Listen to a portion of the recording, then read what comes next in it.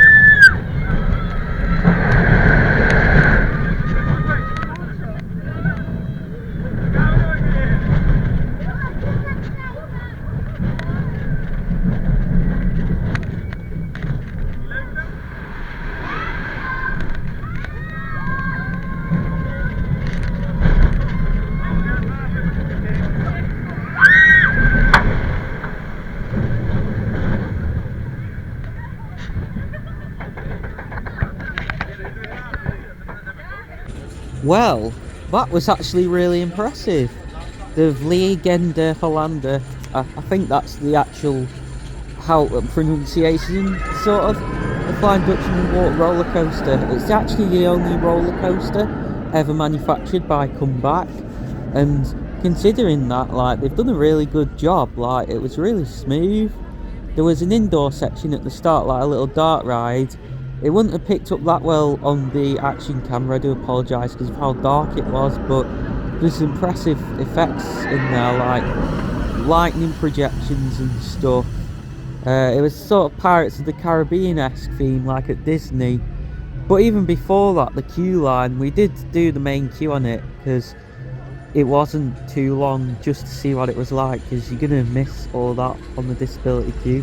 Couldn't see where the disability queue was anyway, so it can't go through there. But you had this whole window section which was themed to like a tavern, and you went through this cellar and stuff, through a library. It was like scare maze style theming, like really small rooms and stuff.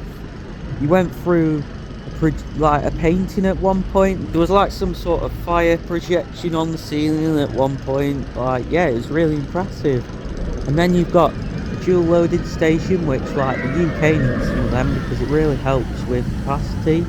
So obviously you're boarding on basically 2 separate stations, and then like they merge onto one track. So yeah, 2 trains can be boarding simultaneously, and then they just dispatch one when it's ready to really speed it up. But yes, finally now we are going to go and do Baron 1898, one of the signature rides of this park. Being a dive coaster, really looking forward to this and how it compares to Oblivion, because that's the only one I've ever done. One eternity later.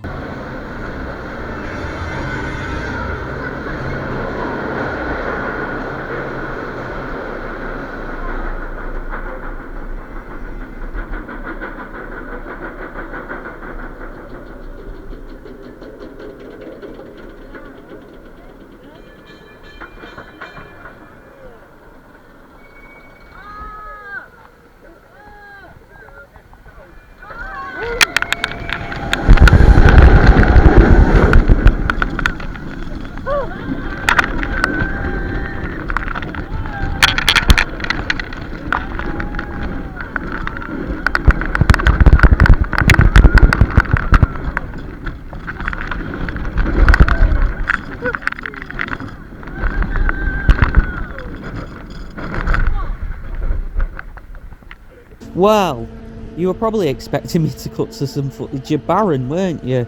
But no, for 2 reasons. One, I've just spent the last 50 minutes or so, well, I say that, we have had dinner between that and me filming this clip, sat in a backstage area, waiting to get on the ride. And second of all, yeah, I didn't feel like filming the ride after that, because of how long we were sat there. And like before, I don't know, I just didn't. Because that was completely unacceptable. We decided to try out the disability queue, because it was quite long, that queue. It was 30, well, maybe even 35 minutes or something. And honestly, I regret my decision, because we sat there for longer than that, 50 minutes. Bearing in mind this is a queue for people with disabilities, I was expecting it to be like, I don't know, they'd at least take some time off that and maybe give you like a time where you could ride the next ride or something, like they do at the Merlin parks in the UK and just, I don't know, other parks, Pleasure Beach and that. But no, like, they made us wait even longer than the main queue time for some reason. Not happy about it at all. I'll talk about it more when I get home, because it's just too much for me to explain quickly now. But yeah, that was awful. The staff were very nice about it. Like, we asked them when we would be getting on, and they said it'd be about another 10 minutes or so, and it ended up being like 2 minutes. But yeah, that was really poor. As for the ride itself, they stuck us on back row. There's 3 rows on this. It's not like Oblivion where there's just 2 rows. There's actually an extra row, but it's only 6 seats across instead of 8. And that's obviously the worst place you want to be on a dive coaster, because you want to be on front, hung over the drop, or at least on second, so you get hung over a little bit. But no, back row. So as you can imagine, like, the ride itself wasn't that enjoyable. Yes, it was better than Oblivion, because like, that's not exactly hard to beat, is it? Oblivion's literally 1 drop. Like, it's one of my least favourite B&Ms ever, and just thrill coasters ever, Oblivion, because it's like 1 drop. Like, what is the actual point? Like, that at least had a nice Immelman after it. 0G roll, very good, but still, it wasn't the most forceful coaster I've ever been on.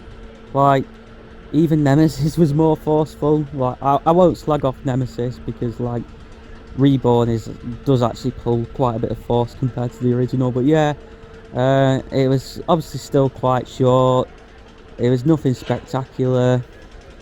The little pre-show bit before you go up the lift hill, there was some ghosts and stuff, that was good. But because we're in the disability queue, we missed all like the pre-shows that there apparently is like before that, so we didn't even get the full experience of the ride really. And yeah, it was okay. It was nothing that special, to be honest, and that's all I have to say.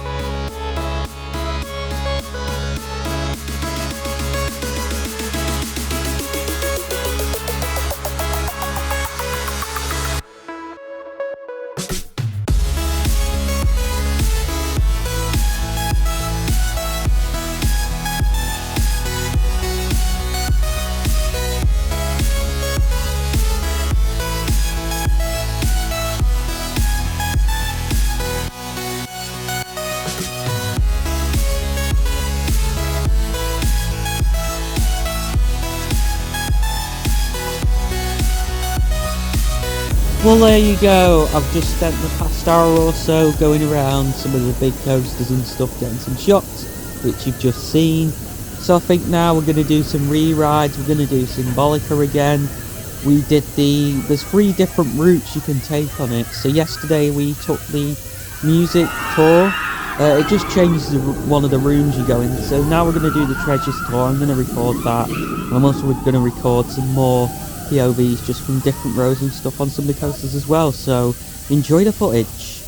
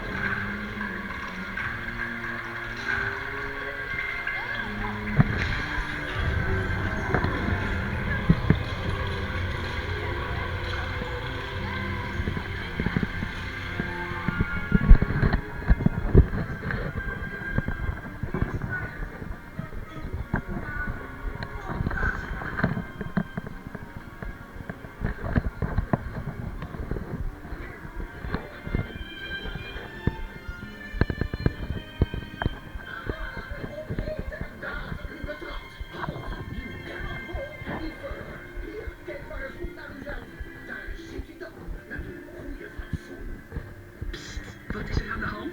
Trubbels? Ik heb iets slims bedacht. We bundelen onze kracht. Druk zoveel als je kan op het knopje hiervoor. Doe goed je best en de tour gaat weer door. Wacht, ik zal je helpen. Illumina Fantasia!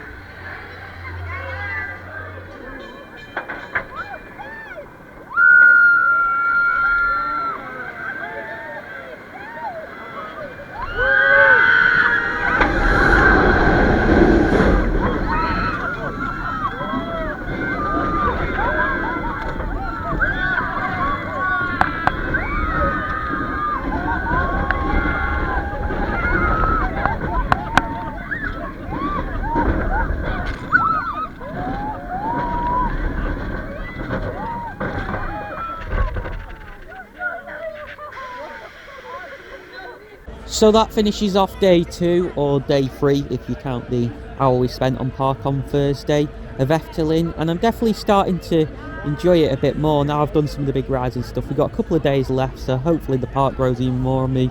Yeah, ending there with a ride on Python.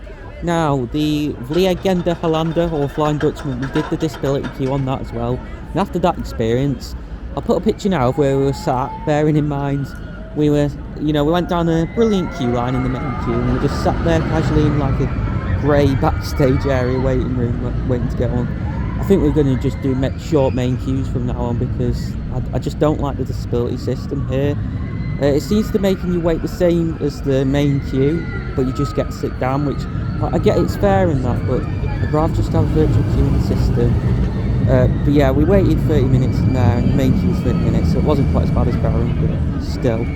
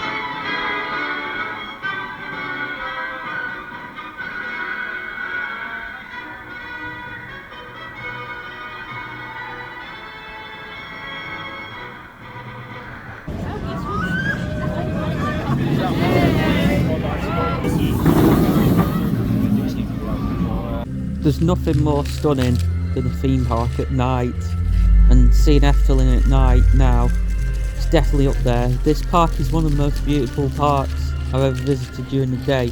At night, it's just at a whole new level. Not filmed a ton today because my action camera died, but we did the big coasters in the morning, then in the afternoon we did some of the dark rides again.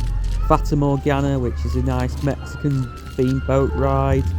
We went in the fairy tale forest a little bit, not a massive fan of that, but something to do.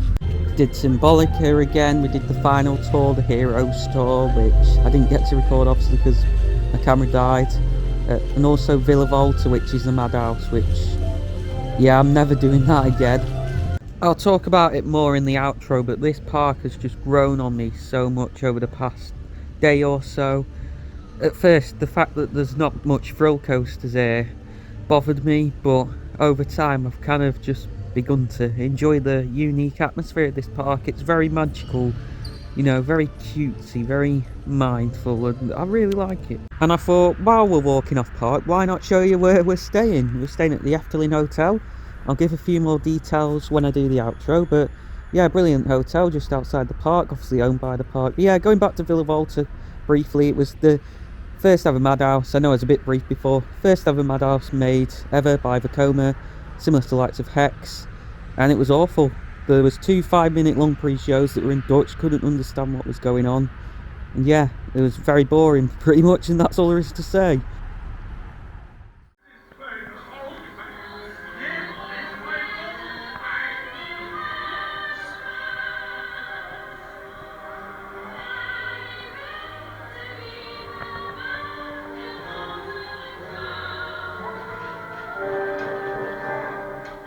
U zijt gewaarschuwd.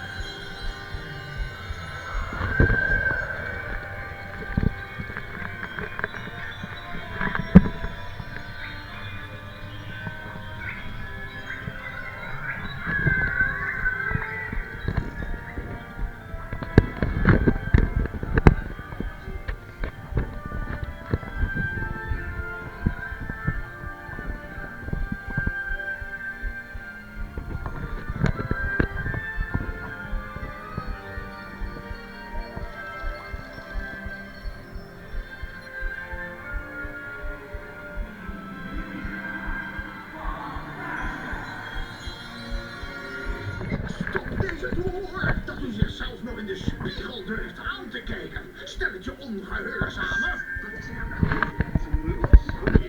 Pardoes. Ik heb iets slims bedacht. We bundelen onze kracht. Druk zoveel als je kan op het knopje hiervoor. Doe goed je best en de toer gaat weer door. Heel goed. Blijven drukken. Illumina Fantasia.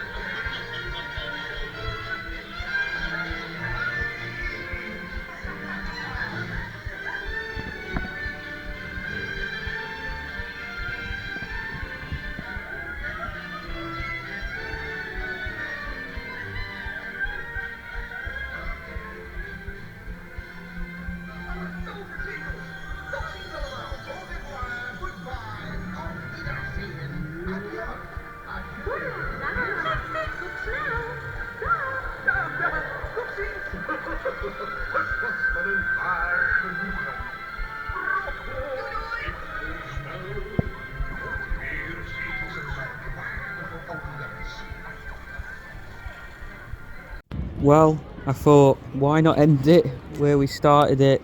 This is probably going to be our final ride now. We're back on the Pagode where I started this vlog, and what can I say? This park, Efteling, it may not have the biggest and the best thrills out there. And, you know, I had that mindset going in, and I wasn't that impressed the first day, bearing in mind there was a bit of ride availability trouble with a couple of the bigger rides, but ride availability hasn't been that bad at all really during this trip. Put it this way, I haven't been ranting at all, have I? And I wouldn't have been, say, if we came with Josh and Danielle either, and I was doing a more upbeat vlog, let's say. But yeah, overall this park is lovely, like, and you know, there is still something for thrill seekers. You know, barring 1898, I was a bit negative about it when I first rode it, but it's an absolutely brilliant roller coaster, full experience. Like, as soon as I started doing it in the main queue and getting the pre-shows and stuff, I started appreciating it more for what it was, because the pre-shows are brilliant. The two, obviously, and you have the doors as air gates, which is really unique, and then you get the grand reveal of the station. And then, yeah, the ride itself, we did obviously front row today. They're letting you choose your rows today. Obviously it's a Monday as I'm doing this, it's a bit quieter, and I really like that. That's how I managed to get all these front row POVs you've been seeing. And then the water coaster, I can't pronounce the name of, that's brilliant as well. You know, it's a good family coaster layout really, but you've also got the indoor section, it's really well themed. And then Joris on the Draak, both wooden coasters. Having ridden them a fair few times now, I think I can say that the fire gives stronger airtime, but the water has more airtime moments. Still not sure which I prefer, but I do think fire runs slightly faster overall. Unfortunately, I've not got a back row on fire though, to say for sure, because that first ever ride I did on it, back row water, was insane. And then, yeah, apart from that, you know, Python's a good smooth Vekoma coaster with a few inversions. And then the dark rides, like Droomvlucht, which is one of the dark rides I've shown you POV of today. We also did the Symbolica music tour, which is in.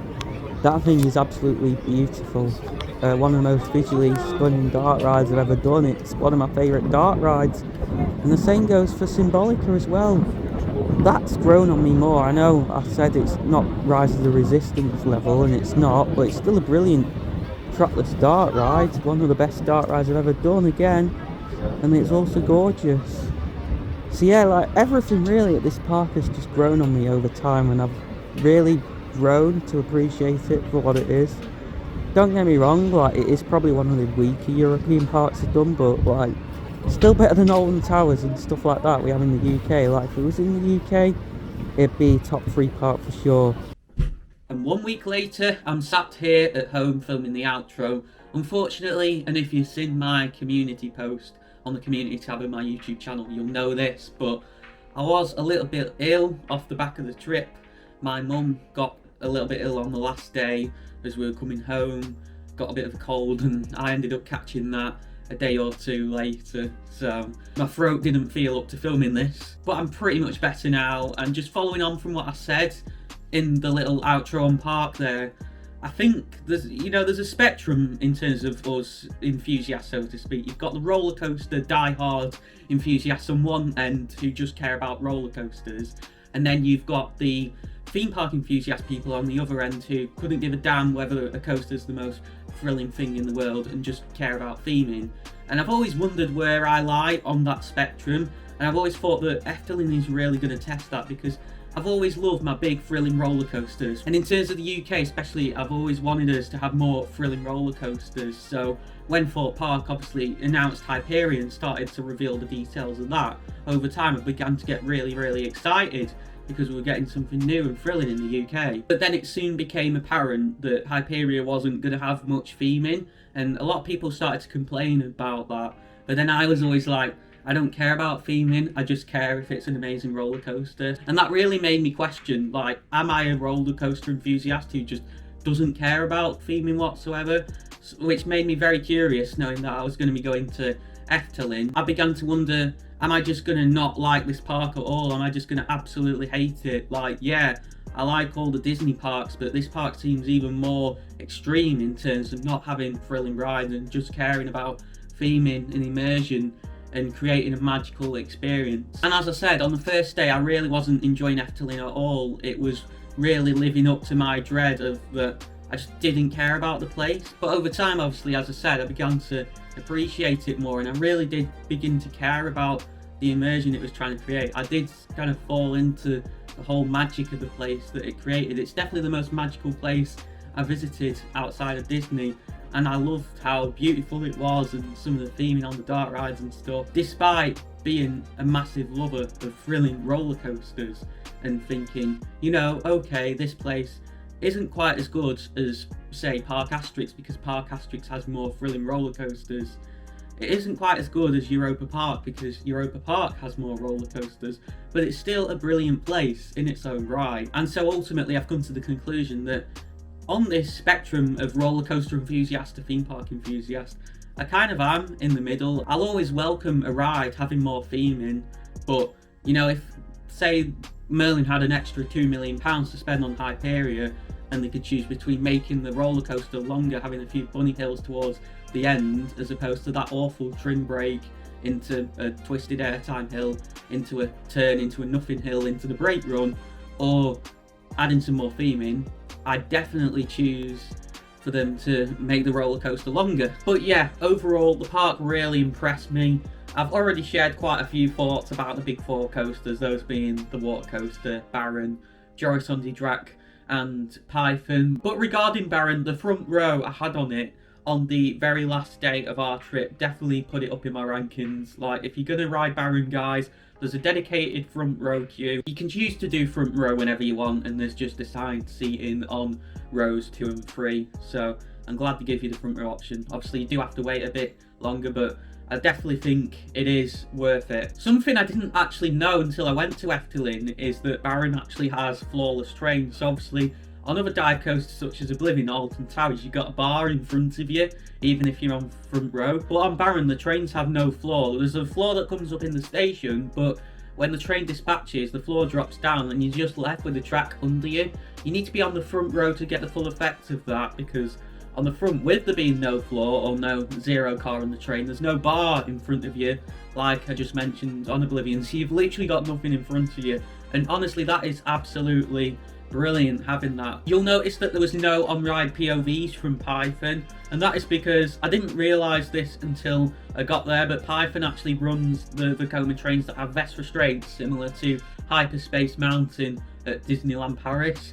And when I attempted to film on Hyperspace Mountain, I got asked to take the chest harness off, wasn't allowed to film on it. But the other reason is I didn't want to risk getting it caught in the restraints and potentially damaging it or posing any kind of safety risk, anything like that, because obviously I use a chest mount and the vests come down over your chest, so you'd have to adjust it if you were using the chest mount very carefully so that the bit where the GoPro is visible sits nicely within the gap within the centre of the vest. One ride or rides that was unfortunately closed throughout the entirety of our visit was Max and Mortise, which is actually a pair of Mack powered coasters, so unfortunately I did miss out 2 of Efteling's 8 roller coaster credits, but it's no big deal because at the end of the day they're only little junior coasters. It's a shame because my sister would have enjoyed them, but it is what it is. Efteling is a 365-day park similar to the Disney parks. It's not like a UK park such as Alton Towers where they have a few month closed season when all ride maintenance is carried out. Well, I say that, but Alton Towers seem to struggle to keep the rides open anyway, and they're always closing for unplanned maintenance. I obviously mentioned the Fairy Tale Forest briefly in the vlog, but I didn't show any footage inside it or anything like that. And that is a huge walkthrough that takes up a large portion of the park that has a lot of interactives and little mini shows with animatronics and stuff. It really wasn't my kind of thing. My sister spent a long while in there. I spent probably about 30 minutes in there, but you could spend a good couple of hours going around that. I know it's a big part of what Efteling's famous for, and the locals are probably going to kill me for this, but it really just wasn't my thing, unfortunately. I didn't suspect it would be, but no, it wasn't a case of I went to experience it and it grew on me and stuff like that. One thing I did like in there though that was quite funny is there was this donkey in one part that if you put €1 in, it'd actually fire a plastic coin out of its arse, and I don't know, like, it's the kind of thing that I find quite funny, to be honest. All the rides were brilliant. Don't get me wrong, there's not like that many rides at that park, but the quality of the rides was brilliant. And you do still need 2 to 3 days, I'd say. 2 days minimum to do the park, even though there's not that many rides, just to be able to take it in properly. And especially if you want to do the Fairy Tale Forest as well. But in terms of some other big highlights, the staff and just the Dutch people in general were all so friendly. Like, the Netherlands is probably the most friendly country I've ever visited. Makes a big change for the UK, which just seems so like dystopian and miserable at the moment. Like, it seemed like a very happy place. Locals just seemed very happy and stuff. And looking out for disabled people as well, especially at the airport. It did seem to be paying attention, the airport staff and attendants and stuff, to looking out for disabled people and just asking if we needed any help. So yeah, it was a big contrast to Germany, where I went in 2019, which was nice, especially since Efteling is so close to the German border as well. Like, goodness me, in Germany, I mean, changes have been made at Europa Park, and that's something I'll probably talk about in the future, but back then it was like they didn't want disabled people, or maybe even British people, with the way some of the staff were acting in their park whatsoever. Like, Jesus Christ, that country was such a miserable place. The food at Efteling was absolutely amazing as well. A big change from Aramark prison food at Merlin Entertainment's theme parks. Honestly, the hot dog I had multiple hot dogs, I should say. Honestly, the most lovely hot dogs I've ever had them. They'd be a 10 out of 10 on Fast Food Net. The sausage was so juicy and succulent, and it was all wrapped in like properly baked bread as well. Honestly, they were delicious. We went to a pizza restaurant one night and that pizza was gorgeous. Again, it'd be a 10 out of 10. And Efteling's also in a really good location, I should say, as well. It's right next to a dual carriageway motorway thing, yet the park transports you to the middle of nowhere. That's how you know it's such a magical and immersive and great theme park.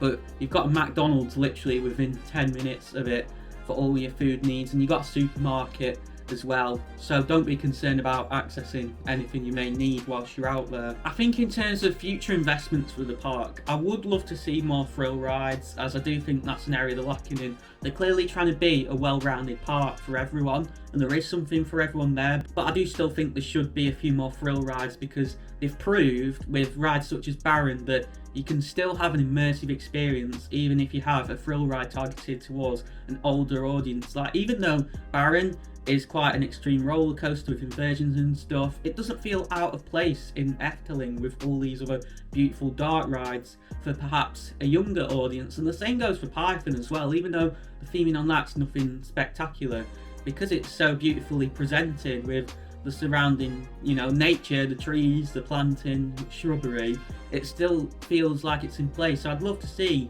maybe them combine their dark ride talent with their thrill rides and maybe do something like an intimate multi-dimension coaster that's rumoured for Alton Towers or Chessington, because they could blow those potential rides out the water with the standard of their theming and just create a very extreme roller coaster. I'm talking the most extreme coaster they've ever built here, go all out with it, and then just do, you know, a load of dark ride sections, outdoor sections. I think that would make for a spectacular ride. Or even something like a Mack extreme spinning coaster, I think would fit well. It just needs one or two more extreme rides with some Efteling magic sprinkled on top to level it up in terms of my theme park rankings. So in terms of transportation to Efteling, we actually got a flight from Manchester Airport, our local airport, with EasyJet to the main Amsterdam airport known as Schiphol, and then from there we hired a car and drove up to Efteling. It was about an hour and a half drive from the airport to there, and obviously you are driving on the opposite side of the road to the UK, so there is that bit of difficulty, but it wasn't too bad overall. Our flight going to Manchester was due to take off at, I believe, 11:05, but it did get delayed ever so slightly due to the air traffic control being busy at Amsterdam Schiphol Airport. Schiphol Airport is actually one of the main transportation hubs for Europe. It's a massive airport, and they have a lot of connecting flights flying from there to Asia and over to America. So in terms of landing, it can get very busy. So if a flight to somewhere else gets delayed for some reason, it can mess up all the landing time slots, and then it can mean that you're unable to land at the time you were due to land. And a similar situation happened on the way back to Manchester as well, but it was actually the flight before us that caused us to be delayed, and that was because of the same issue again with air traffic control. Our plane ended up arriving at Amsterdam late because of that issue, which meant that we took off late. But yeah, it's just something to be aware of if you are flying to this airport and you have connections, either a connecting flight going to another country or some public transport maybe you've booked beforehand to go to Efteling, because it's really easy to do on public transport as well. Do take into account that there is a higher chance than you might get on average in terms of having flight delays due to how busy this airport is. There are also other airports you can fly to in the local area, such as Eindhoven, and also a lot of public transport options such as trains and buses, so I definitely recommend doing that. We were originally planning to travel to Efteling from our airport via public transport. However, there were due to be some train strikes going on in the Netherlands at the time of our visit, meaning we unfortunately did have to hire a car instead. But there are routes available to Efteling you can take via train and bus. And there is of course the option, which definitely is probably worth looking into if you live down south, because no doubt it'll be cheaper, of driving through the Eurotunnel into France and then going through Belgium into the Netherlands to Efteling via your own car, or getting on a ferry to France and driving over to Efteling as well. Moving on to accommodation, and we stayed in the Efteling Hotel, not the Grand Hotel that's due to be opening later this year, I believe, or maybe early next year, that's right near the main entrance of the park. We actually stayed in the original Efteling Hotel, which is quite an old hotel located right next to a main road. Now, there's a lot of people that had said that obviously, you know, this hotel's next to a main road, so you may hear the main road at night and find it difficult to sleep. However, we didn't find that to be an issue at all. You couldn't hear the road at all from inside the hotel, as far as we were aware anyway. I didn't notice it. So I definitely wouldn't let you put that off, because honestly it was a really nice hotel. It wasn't too big. The only issue was in terms of accessibility wise and the lifts. There's not really enough lifts to cater for the capacity of the hotel at times at breakfast, and at night after the park's closed, those lifts can get very busy, so you might have to wait a little while. But apart from that, I have no real complaints. It was a very nice hotel. It was very clean, it was well themed. The food at breakfast and stuff was really nice, so I definitely recommend it as an accommodation option, especially because it has its own dedicated entrance to the park, which is literally a 2-minute walk away. It's a bit weird really. You've got this gate that leads to a children's playground right at the back of the park, and that's your park entrance. You just got to go over to that, get your ticket scanned, and in you go. It's all very easy. And there are plenty of other accommodation options as well on site at Efteling, such as lodges and stuff. And the best part is that they're not that expensive at all. And that's probably because they have so much accommodation and they really do want to entice people to stay there. I do wish Leisure Beach should learn a bit from that in terms of pricing, in terms of offering cheap, competitive pricing to get as many people through the gates as possible, as opposed to trying to price people out with really expensive prices to make money. Anyway, I'm going off on one. The bottom line is I definitely recommend staying on site when you visit Efteling. You can get a lot of good deals if you do so in terms of park tickets, so you're not buying park tickets for every day. We managed to get a 5-day park ticket package along with our hotel, so we each had a ticket that just lasted the 5 days we were there. And another incentive to staying on site as a hotel guest is you get half an hour extra ride time at the start of each day. So you get to enter the park and get on a select few rides at 9:30 as opposed to 10 o'clock when the main gates open for everyone else. Finally then, I just want to touch on the ride accessibility system quickly, because I know I complained about it in the main vlog segment. But as I said, essentially there's a dedicated queue for people who are eligible to use the ride access system. What you need to do is basically link your Nimbus access card with the Efteling app, so you essentially get a digital version of that, and you just show that to the ride host and they'll let you use the dedicated accessibility queue line. But it's not a virtual queue, as I said before. It's essentially like a waiting area around the back. You still have to wait the same length of time as the main queue, and I get why they're doing that, to be fair, but as I said, I'd rather they had a virtual queue, because there's some people out there who'd struggle being in a queue for a long period of time, depending on their disability, even if they are sat down. It's good that they're giving you somewhere to sit down. In fact, I wish more queue lines had seating areas, because it can be tiring for certain people with disabilities being stood up for a while, and that's why they struggle to access main queue lines. But it just got a bit ridiculous, the access system on certain rides, and it really confused me at first, and then I figured out exactly what they were doing when we went on the Flying Dutchman for our second ride, and the ride host was like, there's a 30-minute queue, and we obviously said, but we're going to be using disability queue, and he was like, it'll still be a 30-minute wait. And then we had that issue on Baron where we were left waiting even longer than that 30-minute queue. But to confuse us even more, on the last day when we went on Droomvlucht in the disability queue, we only had to wait 10 minutes when there was a 30-minute queue, so it's almost like we got a free fast track and ended up skipping that queue entirely, which is obviously unfair on the people on the main queue. So I do think the park needs to work on making that system a bit more consistent, because I'm still a bit confused myself. I think formally you meant to wait in those queues the same length as the main queue. The majority of the time, after our experience on the Flying Dutchman, when we realised what this system kind of was, we just looked for short main queues and did them, because we noticed that a lot of the time the park were over exaggerating the queue times anyway, so a 25-minute advertised queue would probably only be about 15 to 20 minutes. So I hope you can now understand why we didn't use the disabled system at Efteling that much. And it was also as well to make it fair for the people who absolutely needed to use it, because they would not be able to access the main queue whatsoever. Because for someone in a wheelchair, for example, they're not going to be able to utilise the steps that are in some of the queues, whereas I always use the ambulant ride access pass queues at Alton Towers, for example, that do have steps. There was only one disabled queue for all rides at Efteling, by the way. So it was also kind of the thought process of, we're taking up a spot in the queue here. If we can use the main queues when they have lower queue times, that might just allow that disabled person who can't use the main queues whatsoever because they can't access steps to get on rides in those disabled queues a little bit quicker. Which leads me on to another issue with the disabled queue as well. There was no dedicated staff member managing that queue, and I reckon that's what led to the problem on Baron, with us waiting longer than the advertised queue time in the disabled queue, because the staff member probably just lost count of the time, because I noticed when we were eventually led into the station, he was also checking restraints on the ride, so he was having to do 2 jobs at once.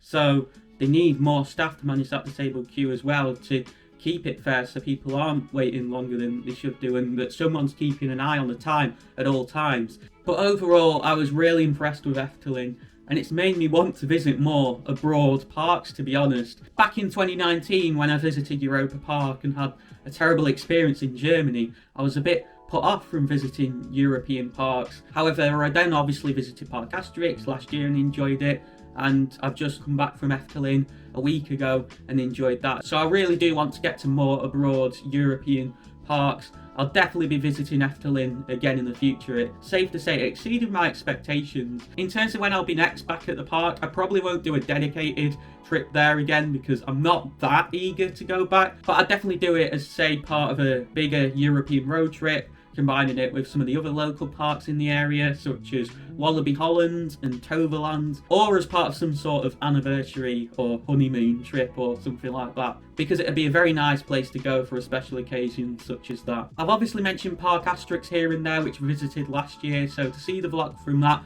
make sure you check out the video on the right side of your screen, and for more things theme park related in the UK and beyond, make sure you click the icon in the centre of your screen to subscribe.